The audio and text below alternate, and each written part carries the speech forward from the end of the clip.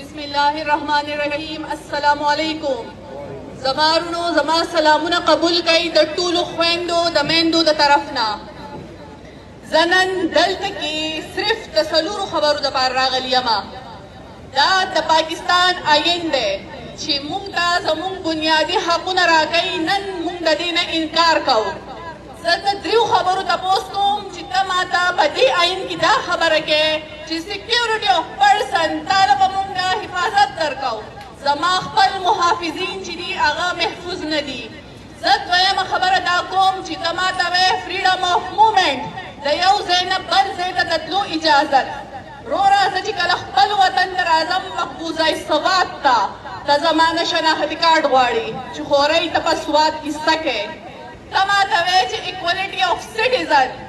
وروره زه ستا نه دا تپوس کوم چې په پنجاب کې او د کې پي په سټیزنز کې څه فرق دی. د هغوی د شهریانو یو شان حقونه دي او زمونږ بل شان حقونه دي. هغوی له فیسلیټیز ورکوې او ما له وینې په وهي ډالرې پرې راغونډې. زه نن صرف یوه خبره کوم.